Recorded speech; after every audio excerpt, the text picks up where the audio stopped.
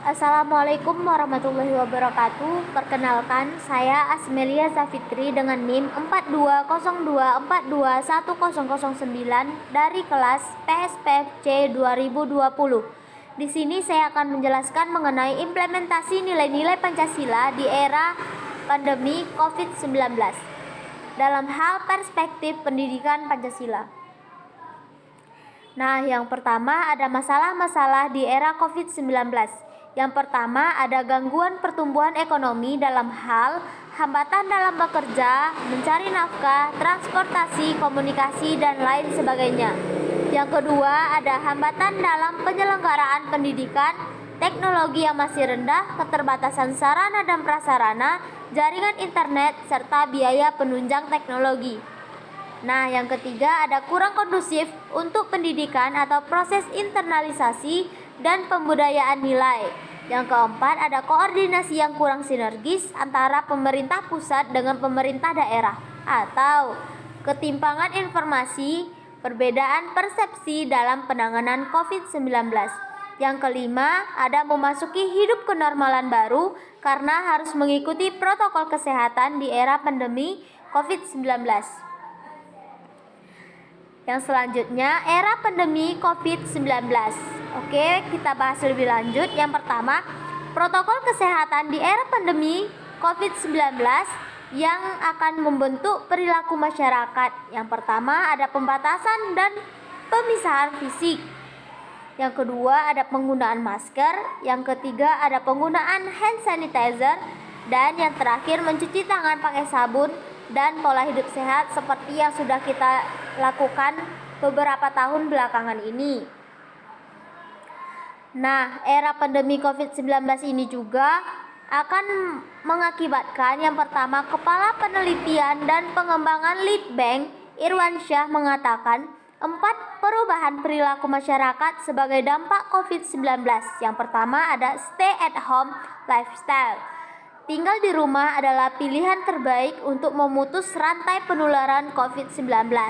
Yang kedua ada bottom of the pyramid, di mana masyarakat kembali kepada kebutuhan dasar, kebutuhan perut seperti makan dan minum. Orang yang bukan lagi mengejar hierarki kebutuhan yang paling tinggi menuntut teori Abraham Maslow, yakni aktualisasi diri. Yang ketiga ada go virtual atau virtual enhancement. Pembatasan fisik di luar rumah lanjutnya menyebabkan pertumbuhan secara daring menjadi kebutuhan. Semua lapisan masyarakat dipaksa bertemu secara daring. Dan yang terakhir ada empathic society, di mana fenomena ini mengembirakan sekaligus mengkhawatirkan karena boleh jadi semakin tinggi partisipasi masyarakat mengatasi COVID-19 membuktikan negara lemah menangani COVID-19. Nah, selanjutnya bagaimana tantangan bangsa di era COVID-19 ini? Mari kita simak penjelasan berikutnya. Nah, oleh karena COVID ini, Pancasila dapat diimplementasikan sebagai dasar negara, ideologi bangsa, falsafah bangsa, pedoman hidup berbangsa dan bernegara, sistem nilai dalam bersikap dan berperilaku di masyarakat. Nah, selanjutnya ada isu-isu strategis menurut BPIP tahun 2020, di mana ada distorsi pemahaman Pancasila, eksklusi sosial, kesenjangan sosial, kelembagaan nilai Pancasila, dan yang terakhir ada keteladanan Pancasila. Lalu, bagaimana sih penjabaran nilai-nilai Pancasila untuk proses pendidikan? Nah, Pancasila sebagai perekat bangsa.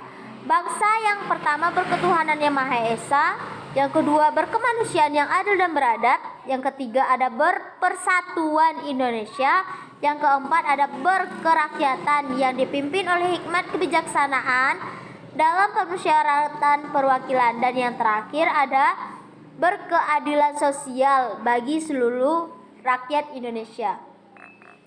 Nah, penjabaran nilai-nilai Pancasila yang pertama ada religius, seperti yang kita ketahui pada sila pertama pada Pancasila. yang kedua jujur, yang ketiga toleransi, yang keempat disiplin, yang kelima ada kerja keras, yang keenam ada kreatif, yang ketujuh ada mandiri, 8 demokratis, 9 rasa ingin tahu, 10 semangat kebangsaan, yang ke-11 cinta tanah air, yang ke-12 menghargai prestasi, yang ke-13 bersahabat atau komunikatif, yang keempat ada cinta damai, yang ke-15 ada gemar membaca, 16 peduli lingkungan, yang ke-17 ada peduli sosial, dan yang terakhir ada tanggung jawab. Lalu, bagaimana sih implementasi nilai-nilai Pancasila dalam proses pendidikan? Mari kita simak ulasan berikutnya. Nah, prinsip-prinsip pendidikan nilai-nilai Pancasila. Mengapa perilaku implementasi nilai-nilai Pancasila?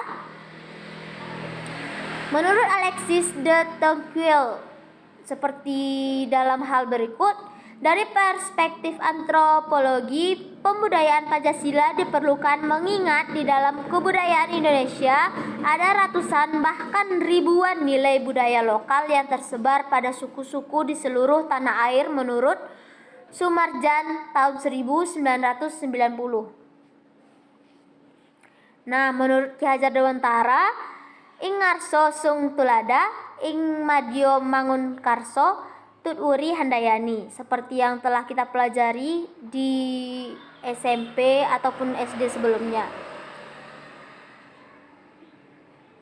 Lalu ada pembahasan berikutnya, kearifan lokal. Silih asah, silih asih, silih asuh. Harus mengetahui ketiga hal berikut ya teman-teman. Nah, keseimbangan antara sikap, keterampilan, dan pengetahuan untuk membangun soft skill dan hard skill. Nah, seperti yang kita lihat pada gambar dari SD, soft skill dan hard skill kita itu masih sedikit. Lalu menanjak ke SMP makin naik, SMA juga makin naik. Lalu kita akan mencapai puncaknya pada perguruan tinggi. Sebenarnya pendidikan ini tidak menentukan berapa tinggi soft skill dan hard skill seseorang, tetapi secara umum beginilah contohnya teman-teman. Nah, sifat guru atau pendidik nilai-nilai Pancasila. Guru yang cerdas dan mau membangun jejaring atau komunikasi dengan orang tua. Guru yang sabar, tidak mudah menyerah. Yang ketiga ada guru yang siap bekerja keras. Yang keempat ada guru yang selalu mendoakan siswanya. Yang kelima ada guru yang menjadi teladan atau contoh ataupun model. Dan yang terakhir adalah guru yang ikhlas. Nah, selanjutnya ada strategi pendidikan nilai-nilai Pancasila.